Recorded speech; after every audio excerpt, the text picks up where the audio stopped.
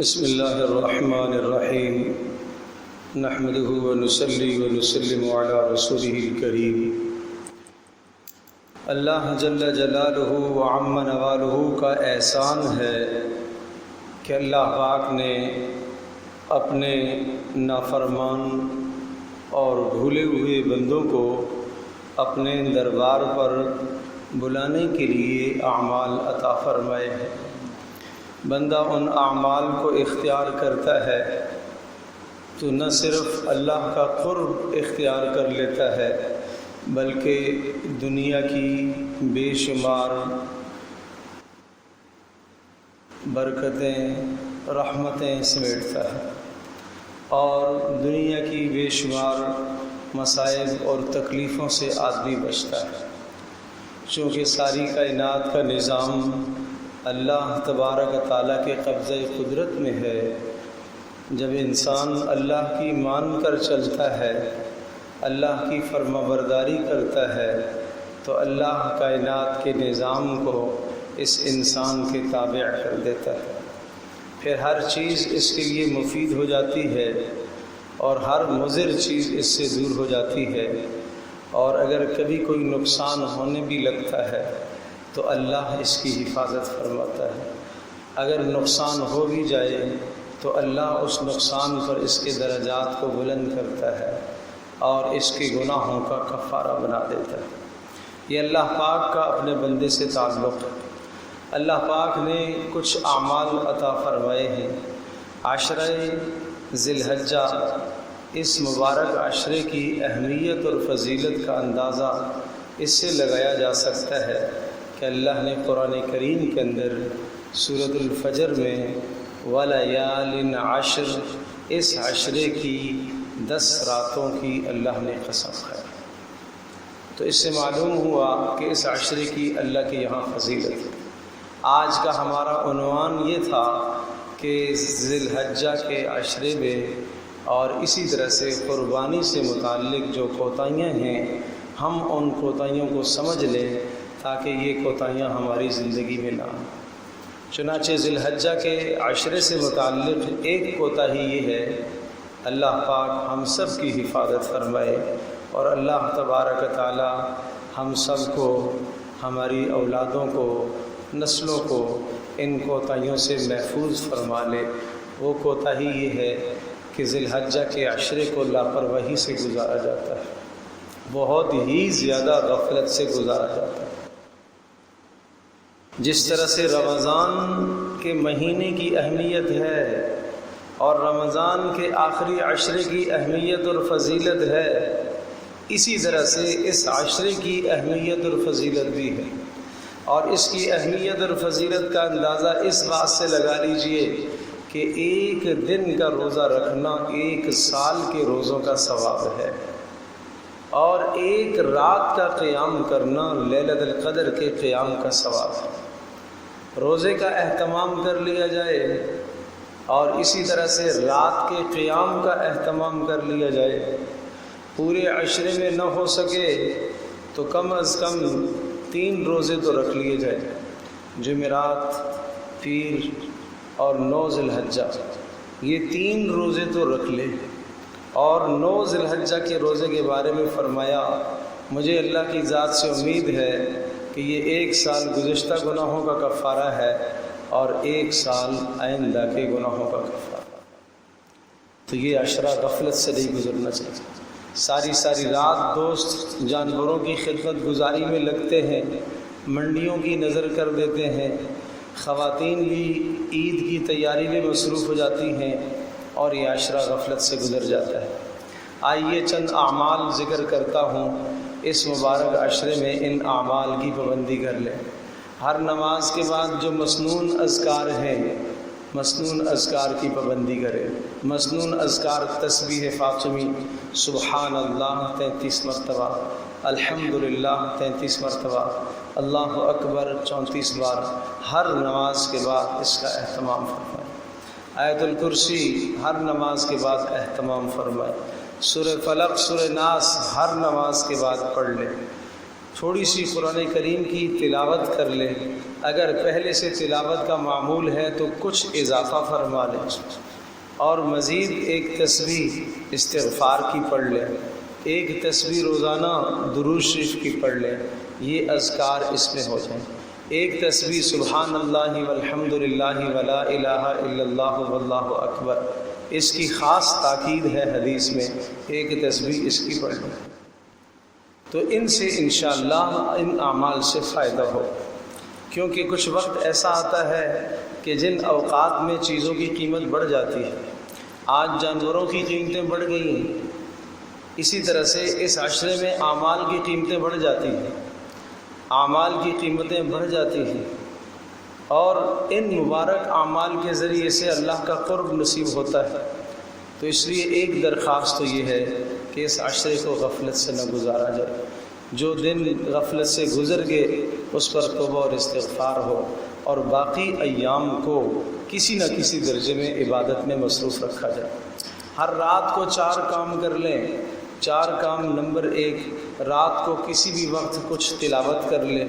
Number 2، کسی بھی وقت کچھ نماز ادا فرما لیں، 2 رکعتیں، 4، 6، 8 رکعتیں ادا کر لیں۔ اور نمبر 3، تھوڑی دیر تلاوت کر لیں۔ اور نمبر 4، دعا کر لیں۔ یہ کام کریں۔ رات کو تلاوت کر لی، نماز پڑھ لی، ذکر کر لیا اور دعا کر لی، یہ 4 کام۔ اور مردوں کے لیے فجر اور عشاء باجماعت، بس یہ کام آپ نے کر لیا تو لیلۃ القدر کا ثواب نصیب ہو جائے۔ مانا آپ کی مصروفیت ہے، اگلے دن کام ہے، کام پر بھی جانا ہے، اگر وقت نکال کر 1 گھنٹہ بیٹھ کر یہ اعمال سارے کر لیں۔ اچھا 1 گھنٹہ نہیں ہو سکتا، آدھا گھنٹہ یہ اعمال کر لیں، آدھے گھنٹے میں کچھ تلاوت بھی ہو جائے اور کچھ ذکر و اذکار بھی ہو جائے اور کچھ نماز بھی ہو جائے اور کچھ دعا بھی ہو جائے، اور مرد حضرات عشاء اور فجر باجماعت ادا کریں تو انشاءاللہ لیلۃ القدر کا ثواب نصیب ہو جائے۔ اتنا تو اہتمام آدمی کو کر لینا چاہیے، اگر اتنا بھی نہیں کر پا رہا تو پھر تو محرومی ہے، اتنا اہتمام کر لینا چاہیے۔ تو اس کوتاہی سے ہم اپنے آپ کو بچائیں۔ اسی طرح سے ایک کوتاہی قربانی سے متعلق یہ ہوتی ہے کہ اتنی بڑی قربانیوں کی کیا ضرورت ہے، اتنا زیادہ جانور کیوں کٹتا ہے؟ اگر یہ پیسے کہیں صدقہ کر دیے جاتے، یہ پیسے کسی بیوہ کو دے دیے جاتے، یہ رقم اگر کسی بچی کی شادی پر استعمال ہو جاتی، دنیا جہان کے خیر کے کام اسی قربانی کے موقع پر یاد آتے۔ یاد رکھیے گا، کوئی عبادت دوسری عبادت کا بدل نہیں ہے۔ خرچ کرنا، غرباء کی مدد کرنا، بیواؤں کی مدد کرنا، یتیموں کی مدد کرنا، یہ ایک مستقل خیر کا عمل ہے، یہ ایک مستقل عبادت ہے، مگر اس عمل کی وجہ سے قربانی کو نہیں چھوڑا جائے گا۔ قربانی ایک مستقل عبادت ہے، قربانی علیحدہ ایک عبادت ہے، تو اس عمل کی وجہ سے قربانی کو نہیں چھوڑا جائے گا۔ اب اس میں آپ پیارے رسول صلی اللہ علیہ وسلم کی زندگی دیکھیے۔ آپ علیہ الصلاۃ والسلام نے قربانی کے موقع پر 63 اونٹ ذبح فرمائے، اور 63 اونٹ ذبح فرمائے، اور ہر اونٹ میں کتنی قربانیاں ہوتی ہیں؟ 7۔ تو ہر اونٹ میں 7 قربانیاں ہیں، تو 63 اونٹ کا مطلب یہ ہوا کہ 441 قربانیاں آپ نے فرمائی۔ 441، 100 اونٹ آپ نے منگوائے، اور 100 اونٹوں میں سے 63 خود ذبح فرمائے، باقی حضرت علی رضی اللہ تعالیٰ عنہ ذبح کی۔ تو 100 اونٹوں کے اندر کتنی قربانیاں ہو گئیں؟ 700۔ تو آپ اندازہ کیجئے کہ اس زمانے میں کون اتنا مالدار ہے جو 700 قربانیاں کرے، جو 700 قربانیاں کرے۔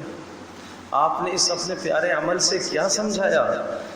ایک تو یہ سمجھایا کہ اللہ نے وسعت دی ہے تو قربانیاں کرو، دوسرا آپ نے یہ سمجھایا کہ کثرت کا اہتمام کرنا چاہیے۔ یہ بڑے بڑے جانور اور چربی سے بھرے ہوئے وہ ہم خرید کے لے آتے ہیں، مانا اچھا جانور لو، خوبصورت جانور لو، مگر وہ جو 10 لاکھ کا ایک لے کر آئے ہیں، اس ایک کے بجائے اگر 2 لاکھ کے 5 آ جاتے تو زیادہ نفع ہوتا۔ 2 وجہ سے زیادہ نفع ہوتا۔ کتنی وجہ سے؟ 2 وجہ سے۔ نمبر 1 کہ جانور کے جسم پر جتنے بال ہیں، ہر بال کے بدلے میں آپ کو نیکی ملے گی۔ جو ایک 10 لاکھ کا لیا ہے اس کے جسم پر جتنے بال ہیں، اور جو 10 لاکھ کے 5 لیے ہیں ان کے جسموں پر جتنے بال ہیں، یقیناً 5 کے جسموں پر اس ایک سے زیادہ بال ہیں۔ نمبر 2 دوسرا فائدہ یہ ہوگا کہ یہ زیادہ سے زیادہ گوشت مستحق لوگوں تک پہنچے گا، غرباء تک پہنچے گا۔ اللہ کی جانب سے کیا ہے؟ ضیافت ہے، اللہ کی جانب سے مہمان نوازی ہے۔ اللہ تبارک و تعالی میزبان ہے، اور مسلمان امت مسلمہ اللہ کی مہمان ہے۔ تو آپ کے گھر میں اگر کوئی مہمان آ جائے، میزبان تو آپ تھے مگر کسی اور آدمی نے آپ کے آنے والے مہمان کا اکرام کر دیا، اسے کھلایا پلایا، تو بتائیے گا آپ کا دل خوش ہوگا اس آدمی سے کہ نہیں؟ آپ اس آدمی سے خوش ہوں گے کہ کتنا اچھا ہمارا پڑوسی ہے، مہمان میرے تھے مگر اس نے کتنا اکرام کیا۔ اللہ تبارک و تعالیٰ بھی خوش ہوگا کہ یہ بندے تو میرے تھے، مہمان تو میرے تھے، مگر فلاں آدمی نے میرے مہمانوں کا اکرام کیا، ضیافت کی، تو اس لیے وہ چیز نمود و نمائش کی طرف بھی چلی جائے گی، اور اس میں اعتدال بھی ہے، اور اس میں غرباء کا زیادہ نفع بھی ہے، اور اس میں زیادہ نیکیاں بھی حاصل ہوتی ہیں۔ لہٰذا یہ عمل زیادہ بہتر ہے، اس کو اختیار کیا جائے۔ اسی طرح سے ایک سلسلہ یہ ہوتا ہے کہ قربانی اور زکوٰۃ کے نصاب میں ہم فرق نہیں کر پاتے، جبکہ بہت بڑا فرق ہے۔ 2 بنیادی فرق ہیں قربانی کے نصاب میں، زکوٰۃ کے نصاب میں۔ آسان یہ سمجھ لیا جائے کہ زکوٰۃ کے لیے 4 مال ہیں: سونا، چاندی، نقدی، مال تجارت، اور قربانی کے لیے ان 4 کے علاوہ ایک 5واں مال بھی ہے، وہ مال ضرورت سے زائد سامان۔ ایک آدمی کے پاس سونا، چاندی، نقدی، مال تجارت کچھ نہیں ہے، مگر ضرورت سے زائد اتنا سامان ہے جس سے 52.5 تولہ چاندی خریدی جا سکتی ہو، تو اس آدمی پر قربانی واجب ہے۔ دوسرا فرق یہ ہوا کہ زکوٰۃ کے مال میں حولان حول، سال کا گزرنا شرط ہے، قربانی کے مال پر سال کا گزرنا شرط نہیں ہے۔ لہٰذا اگر 12 ذی الحجہ جو قربانی کا تیسرا دن ہوتا ہے، 12 ذی الحجہ کو بھی آپ کے پاس اتنا مال آ گیا جس سے 52.5 تولہ چاندی آپ خرید سکتے ہیں، پہلے آپ پر واجب نہیں تھی قربانی، مگر اب اس مال کے آنے سے آپ پر قربانی واجب ہو جائے گی۔ لہٰذا زکوٰۃ کے نصاب میں اور قربانی کے نصاب میں فرق رکھا جائے گا۔ اسی طرح سے ایک اور اس سلسلے میں کوتاہی کی جاتی ہے قربانی کے سلسلے میں، کہ قربانی کا جو گوشت ہے اس کے 3 حصے کیے جائیں۔ ویسے سارا اپنے گھر میں بھی رکھا جا سکتا ہے، سارا تقسیم بھی کیا جا سکتا ہے، مگر افضل اور بہتر ہے کہ 3 حصے کیے جائیں۔ ایک حصہ اپنے لیے رکھیں، ایک حصہ اغنیاء کو دیں، اور ایک حصہ فقراء کو دیں۔ فقراء کو محروم کرنا بھی جائز نہیں ہے، فقراء کو محروم کرنا بھی جائز نہیں ہے، اور سارا کا سارا اگر آپ نے صدقہ کر دیا تو بھی درست ہے، مگر بہتر عمل یہ ہے کہ قربانی کے گوشت سے آپ کچھ نہ کچھ کھائیں، قربانی کے گوشت سے آپ کچھ نہ کچھ کھائیں، اس لیے کہ رسول اللہ صلی اللہ علیہ وسلم نے کہا۔ محبت کس چیز کا نام ہے؟ ارے جی ہمارے گھر میں تو روز گوشت پکتا ہی ہے، رات کو بھی ہم نے گوشت ہی کھایا ہے، صبح جانور ہم نے ذبح کیا، کھاؤ اس میں سے۔ کیوں؟ پیارے نبی صلی اللہ علیہ وسلم نے کھایا تھا، میں اس لیے کھا رہا ہوں کہ رسول اللہ صلی اللہ علیہ وسلم نے اپنی قربانی کے جانور سے گوشت تناول فرمایا، اس لیے میں یہ گوشت کھا رہا ہوں۔ تو اس سلسلے کی یہ کوتاہی بھی نہ کی جائے۔ اسی طرح سے کھال اور سری کو یا پائے کو یا گوشت کا کوئی حصہ قصاب کو، قصائی کو اجرت پر دینا یہ جائز نہیں ہے۔ اس کو علیحدہ پیسے مقرر کرو، اس کو یہ اشیاء اجرت پر دینا جائز نہیں ہے۔ اور اسی طرح سے کھال کو فروخت کرنا بھی جائز نہیں ہے۔ اگر آپ نے خود فروخت کر دی تو پھر اس کھال کی قیمت کا صدقہ کرنا ضروری ہے۔ اور اگر کھال آپ سے ضائع ہو گئی، مثلاً کھال اتارتے وقت قصائی نے صحیح نہیں اتاری اور اس کی قیمت گر گئی ہے تو اس کھال کی قیمت کو صدقہ کرنا چاہیے۔ یعنی آپ اندازہ کیجئے کہ اس سلسلے میں رسول اللہ صلی اللہ علیہ وسلم نے کتنی شاندار تعلیمات دی ہیں۔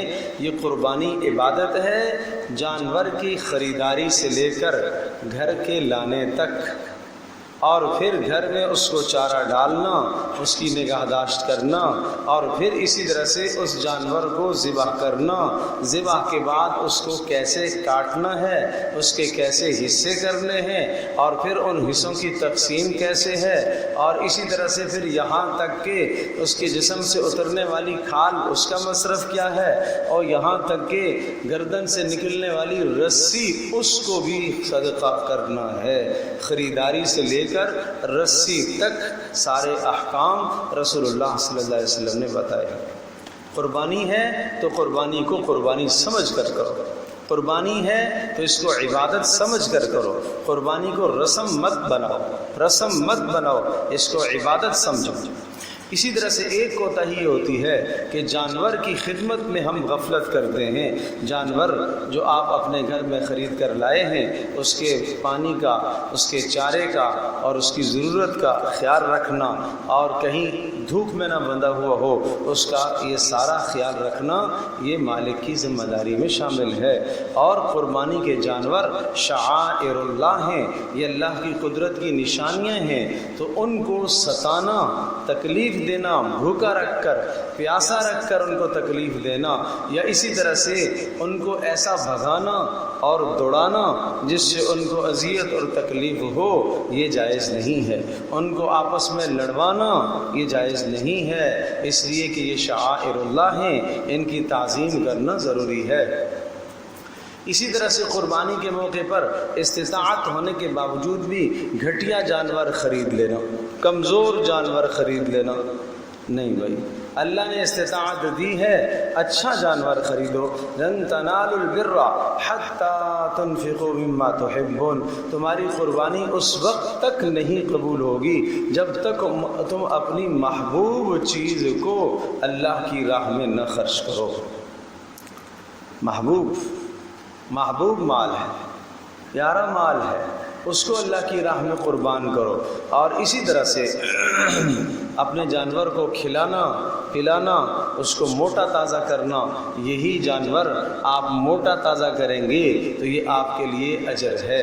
اور اسی طرح سے قربانی میں یہ بھی سمجھنا چاہیے کہ یہ جو ہمارے جانور ہیں جن کو ہم ذبح کرتے ہیں، یہ جانور ہماری اولادوں کے بدل ہیں، تو وہ جو جذبات اولاد کے لیے ہوں وہ جذبات جانور کے لیے ہونے چاہیے۔ اور یہ جذبہ ہو کہ اگر اللہ کا حکم اولاد کو قربان کرنے کا آیا، گھر کو قربان کرنے کا آیا، بیوی بچوں کو قربان کرنے کا آیا، تو میں اللہ کے ان سب حکموں کو پورا کر لوں،